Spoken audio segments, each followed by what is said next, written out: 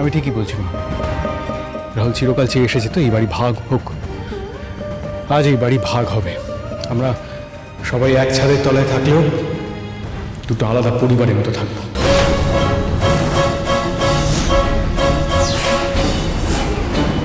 হ্যাঁ, obviously. Anyway আমি এখন সিংহরাজ জুয়েলার্সের এমডি। সবকিছু আমিই দেখব, সবকিছু আমার আন্ডারে। তুই আর কুনাল আমার আন্ডারে চাকরি করবি আর আমাকে স্যার বলে ডাকবি।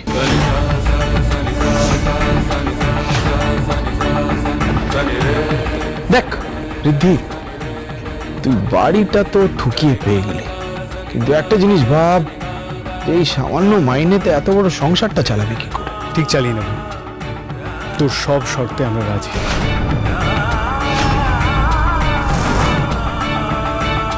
আজকে এই বাড়ি আমি দুভাগ করছি, মাঝখান থেকে।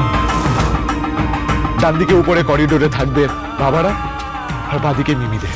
একই ছাদের তলায় আমরা দুভাগে আলাদা হয়ে থাকবো।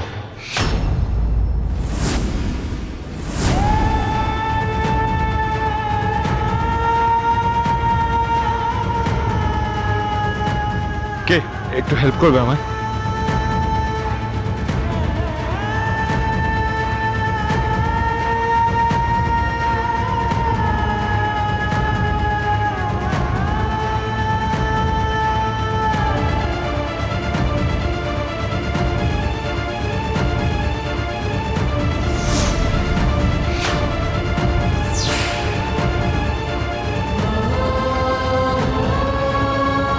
তাহলে কি এবার ঠাকুরঘরটাও আমাদের?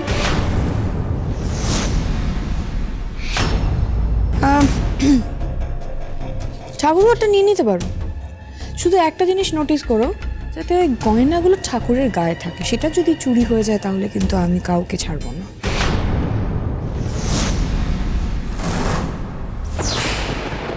মিমি, তুমি এতটা বদলে গেলে কি করে? ঠাকুরের গয়না আমরা নিয়ে নেব, এই কথাটা মাথায় আসলো বা কি করে? ছি, তোমরা কি করে এতটা নিচে নামতে পারো আমি সত্যিই জানি না। তবে আমি হাত জোর করে বলছি, আজ একটা বাড়ির জন্য যদি আমাকে নিজের সন্তান বলে মেনে থাকো, ঠাকুরের গা থেকে গয়নাগুলো খুলে নিও না। বেশ, কোনো অসুবিধা নেই, কিন্তু একটা জিনিস সবার মাথায় রাখা উচিত, যেহেতু আমরা একই বাড়িতে রয়েছি, তাই আমাদের কোনো জিনিস যদি চুরি হয় বা খুঁজে না পাই তাহলে কিন্তু আমরা পুলিশ ডাকবো।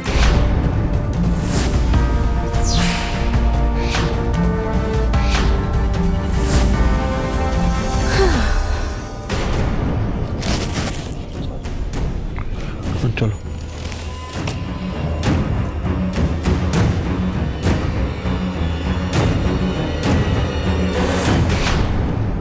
বাড়ি ফিরে এসে যতটা খুশি হয়েছিলাম, এদের ব্যবহারে আবার ঠিক ততটাই দুঃখ পেলাম।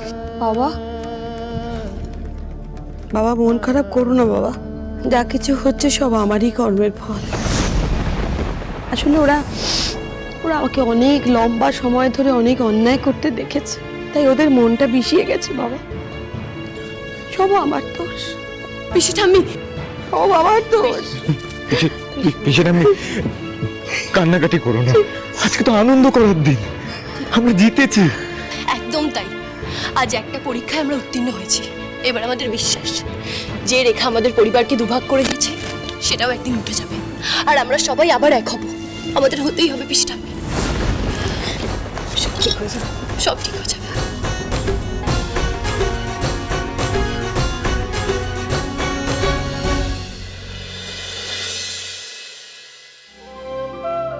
প্রতিনিয়ত এই কোন পাপের শাস্তি তুমি দিচ্ছ ঠাকুর? ভাবছিলাম এবার বুঝি সব তাড়াতাড়ি মিটে গেল, কিন্তু অশান্তি যেন এই বাড়িতে লেগেই আছে, জাঁকিয়ে বসেছে। আর কোনোদিন কি এ বাড়ির সবাই একসঙ্গে হবে না? নিশ্চয়ই হবে।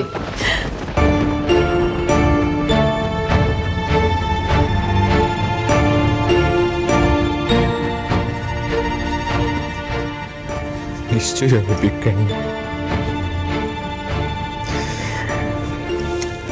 আমাদের চোখের জল ফেলার দিন চলে গেছে।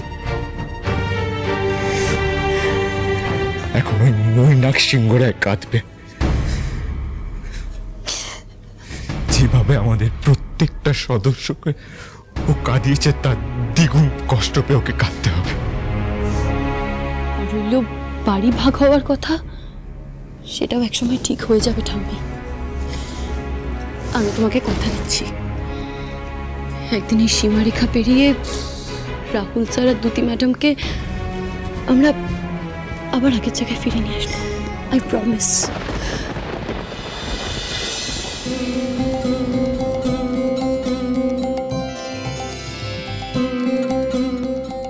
সব অ্যারেঞ্জমেন্ট হয়ে গেছে তোমাদের? হ্যাঁ হ্যাঁ হ্যাঁ, সব হয়ে গেছে, এবার শুধু গঙ্গা আয়ুষের আসার পালা।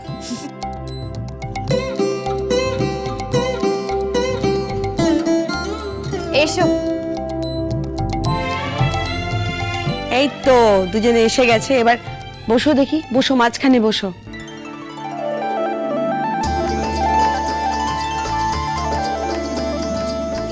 আর তারপর আমাদের আয়ুষ ভাতের থালা গঙ্গার হাতে দিয়ে বলবি যে সারা জীবনের জন্য আমি তোমার ভাত কাপড়ের দায়িত্ব নিলাম। ছেলের দু পয়সার মুরদ নেই, নেবে গুরু দায়িত্ব। এক্স্যাক্টলি, একদম ঠিক বলেছো তুমি। নিজের দায়িত্ব নেওয়ার ক্ষমতা নেই, ও নেবে আরেকজনের দায়িত্ব। কি ফানি না?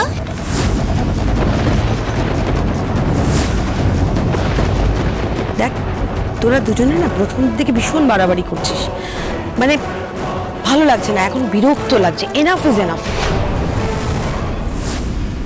দ্যুতি, রাহুল, যদি আমাদের আনন্দে খুশি হওয়ার ক্ষমতা তোমাদের না থাকে তাহলে প্লিজ তোমরা নিজেদের ঘরে চলে যাও। এখানে দাঁড়িয়ে থেকে দাদু আর আমার সামনে তোমরা আমাদেরই সন্তানদেরকে অপমান করবে, সেটা আমরা কেউ সহ্য করে নেব না। তোমরা আমায় খুব ভালোবাসো, তাই আমার উপর রাগ করছো। আর এটা তো ঠিক, মিমিরা তো ঠিক বলছে, আমি গঙ্গা বা কারোরই ভাত কাপড়ের দায়িত্ব নেওয়ার ক্ষমতা নেই, কারণ আমি নিজেই এখনো বাবার উপর ডিপেন্ডেন্ট। আর কি বলতো, আমরা তো এখনো ইন্ডিপেন্ডেন্ট হইনি, তাই আমি আর গঙ্গা এত তাড়াতাড়ি বিয়ে করতে চাইনি।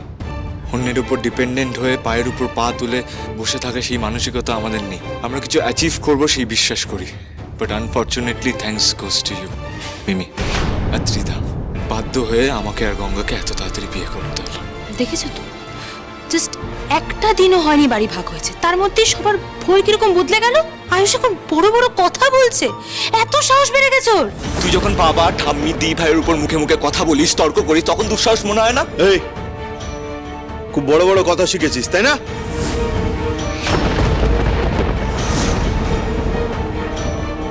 আমি কোনো বড় বড় কথা বলিনি, তোমরা যেটা বলছো সেটারই উত্তর দিচ্ছি।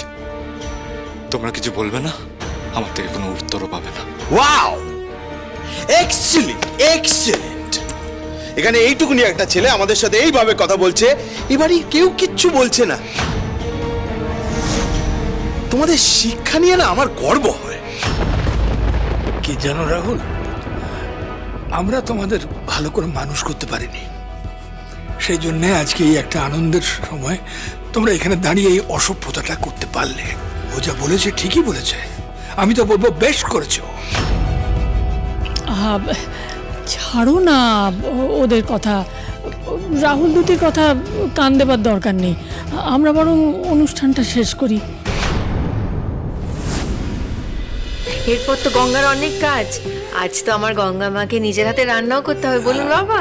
হ্যাঁ ঠিকই বলেছে, তারপরে উনুন পুজো আছে, আরো অনেক অনেক রিচুয়ালস বাকি আছে। আয়ুষ বাদ দিতে এসব, তুই গঙ্গার হাতে ভাত কাপড়ের তালা তাড়াতাড়ি দে, দে তুলে দে।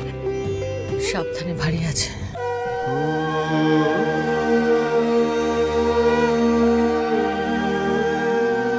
আজ থেকে আমি আপনার ভাত কাপড়ের দায়িত্ব নিলাম গঙ্গা।